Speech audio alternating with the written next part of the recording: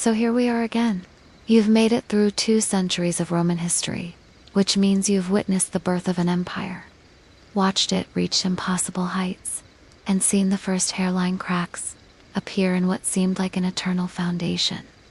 You've survived missing zeros, lead poisoning, volcanic eruptions, plagues, and an emperor who genuinely believed he was Hercules. Now finish whatever you're drinking, because you're going to need it. The 3rd century Anno Domini makes everything that came before look like a gentle warm-up exercise. This was the century when the Roman Empire didn't just stumble, it fell off a cliff, somehow managed to catch itself halfway down, and then clawed its way back up using nothing but pure, stubborn determination and a complete willingness to reinvent everything that had made it Roman in the first place. Welcome to the years 201 through 300 Anno Domini. Historians call it the crisis of the 3rd century, but that name doesn't really capture the full scope of what happened. This wasn't just a crisis. This was Rome's century-long nervous breakdown, followed by the most dramatic makeover in imperial history. Let's start with a number that will make your head spin. 50 emperors in 50 years. 50 emperors in 50 years. That's not a government. That's a revolving door with delusions of grandeur. Most of these emperors didn't die peacefully in their beds surrounded by grieving family members. They died violently, usually at the hands of their own soldiers, sometimes within months of taking power. The average reign length during the worst part of the crisis was about 2.5 years, which barely gave emperors enough time to figure out where they kept the imperial bathroom, let alone run an empire. The trouble started almost immediately after Septimius Severus died in 211. Severus had been a competent emperor, but he made the same mistake Marcus Aurelius had made. He left the throne to his biological sons instead of adopting a qualified successor. Severus had 2 sons, Caracalla and Geta. They hated each other with the kind of sibling rivalry that makes normal family dysfunction look like a heartwarming holiday movie. Severus tried to solve this problem by making them which was roughly equivalent to handing 2 angry children a loaded crossbow and telling them to share. Within a year, Caracalla had Geta murdered during a family dinner. Geta died in their mother's arms while Caracalla watched. Then Caracalla ordered the execution of everyone who had supported Geta, including thousands of soldiers, senators, and civilians. It was a purge so thorough and so brutal that it made previous imperial violence look restrained. Caracalla ruled for 6 more years, mostly by giving massive pay raises to the army, and funding them by debasing the currency and raising taxes to levels that would make modern taxpayers weep with recognition. In 212 Anno Domini, he granted Roman citizenship to every free person in the empire, which sounds generous, until you realize he did it primarily to expand the tax base. Caracalla was assassinated in 217 Anno Domini, while urinating on the side of a road during a military campaign. His successor Macronus lasted 14 months before being killed by his own troops. Macronus was replaced by a teenage Syrian priest who tried to replace Jupiter with a Syrian sun god, and may have been the first transgender emperor in Roman history, depending on how you interpret the historical sources.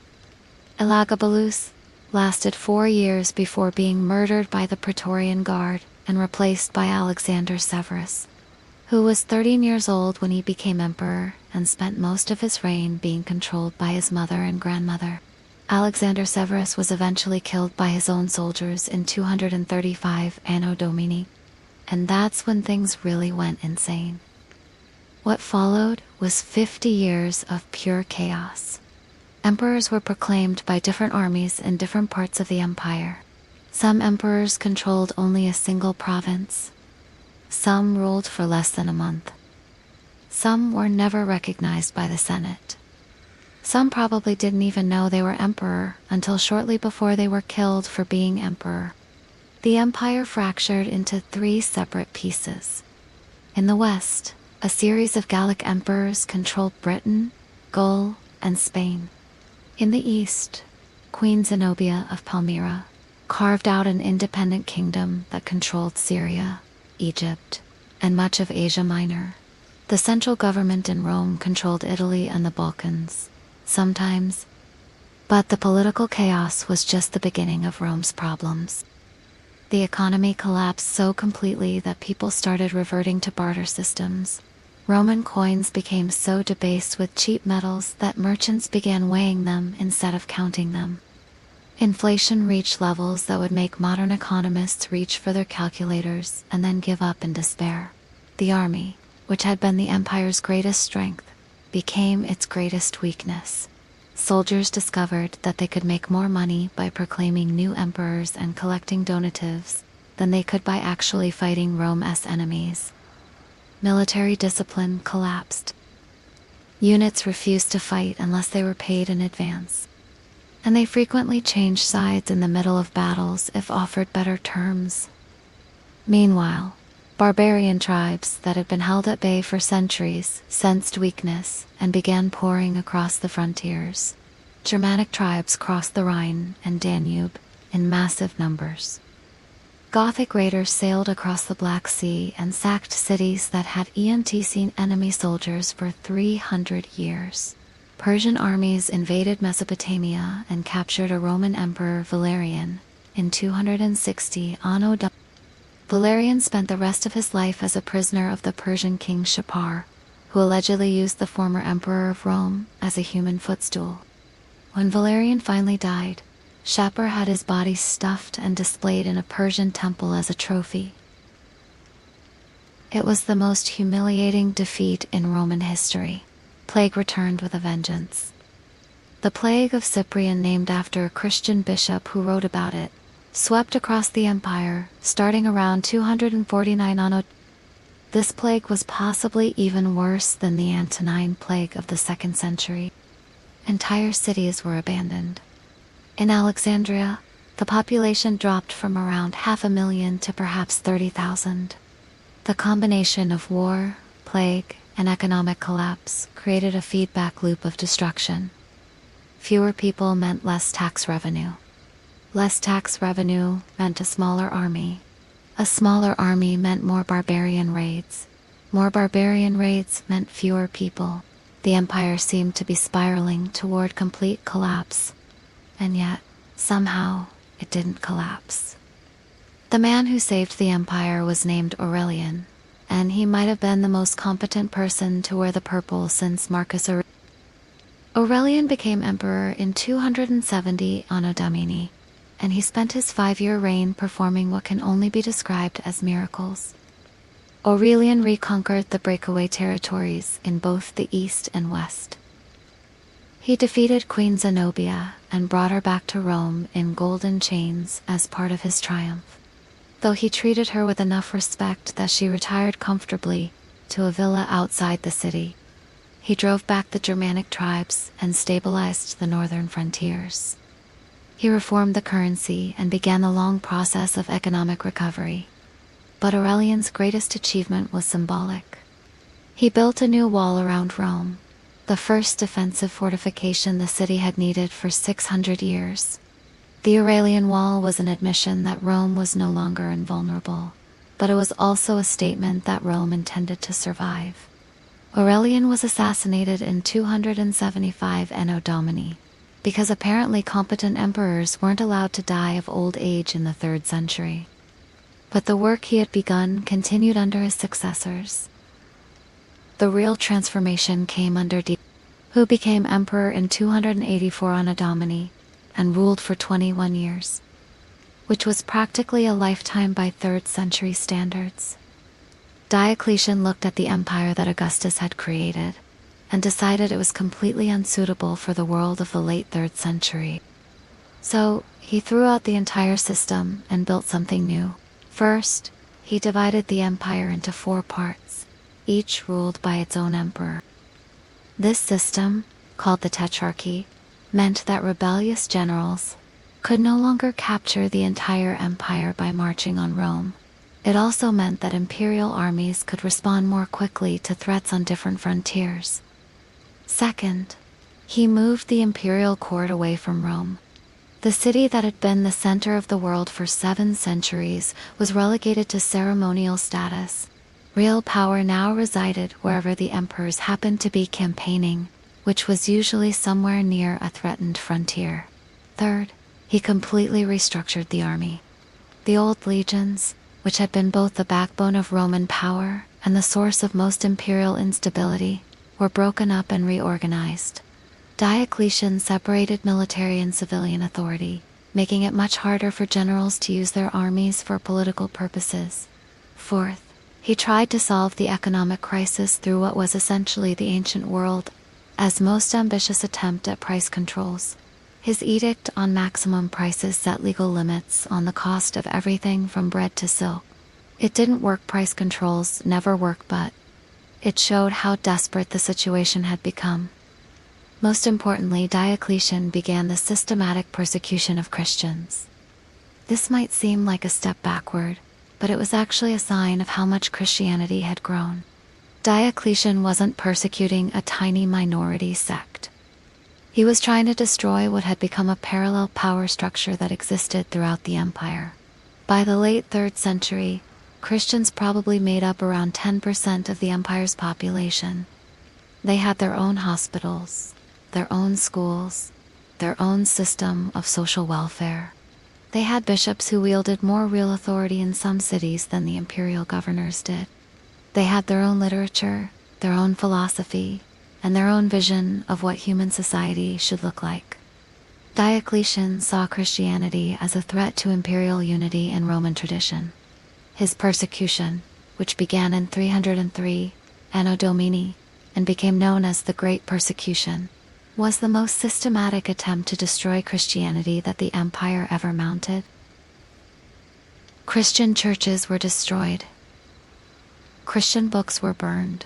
Christians were forced to sacrifice to Roman gods or face execution. Thousands died, and thousands more suffered imprisonment, torture, and exile. But the persecution failed, just as all the previous persecutions had failed. You can't kill an idea by killing the people who believe in it, especially when those people are willing to die for their beliefs, and their deaths inspire others to join them. The 3rd century also saw remarkable innovations in Roman technology and engineering, despite all the political chaos. Roman concrete continued to improve. The baths of Diocletian, completed around 300 Anno Domini, were even more impressive than the baths of Cut. Roman engineers developed new techniques for heating large spaces, for moving water over long distances, and for constructing buildings that could withstand earthquakes.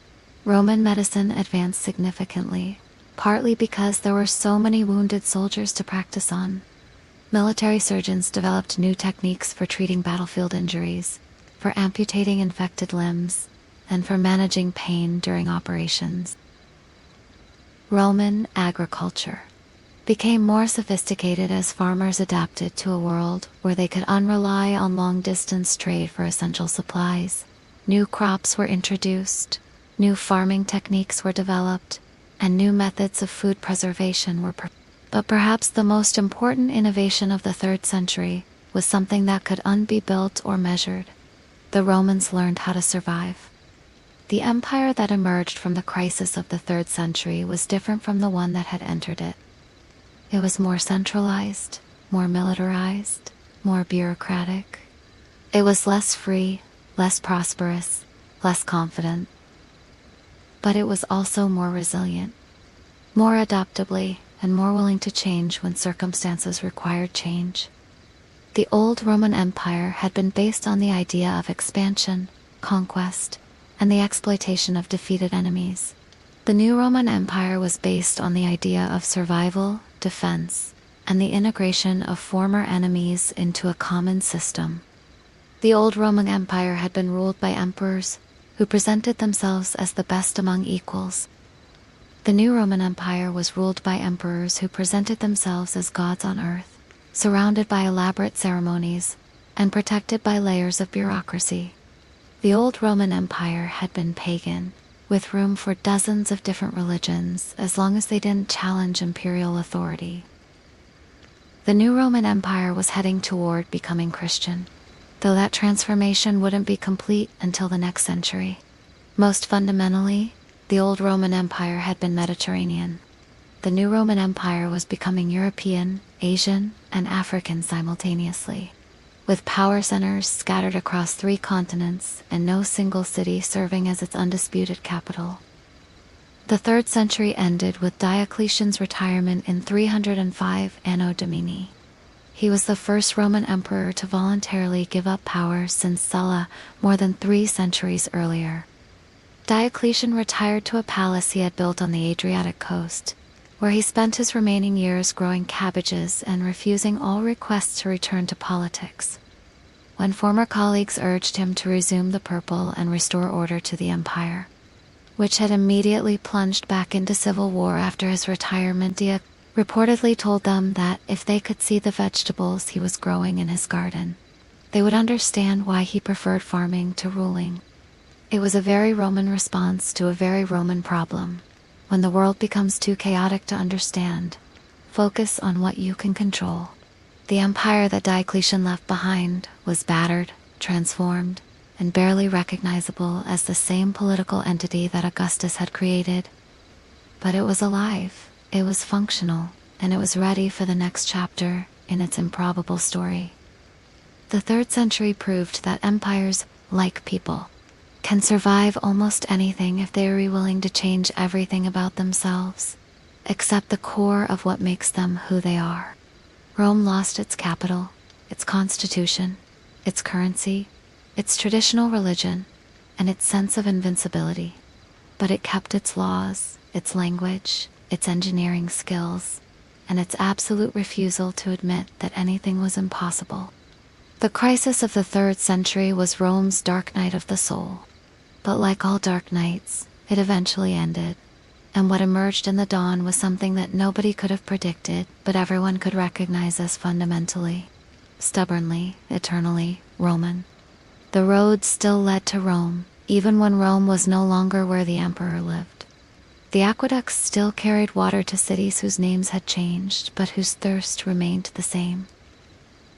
The concrete still held together, even when everything built on top of it had crumbled away. And in the ruins of the old world, something new was being born that would call itself Roman for another 1,000 years. Even when it spoke Greek, worshipped Christ, and ruled from a city that hadn't existed when Augustus first put on the purple. History, as always, refused to follow anyone's script, but it never stopped being dramatic. Thanks for surviving another century of beautiful catastrophe with me. If you've made it this far, you're probably ready for anything the 4th century can throw at us. Share this with someone who thinks their century is complicated. And remember, we're all just trying to grow decent cabbages, while the world burns down around us. Good night. Or, as Diocletian might have said, while tending his garden. 300 out.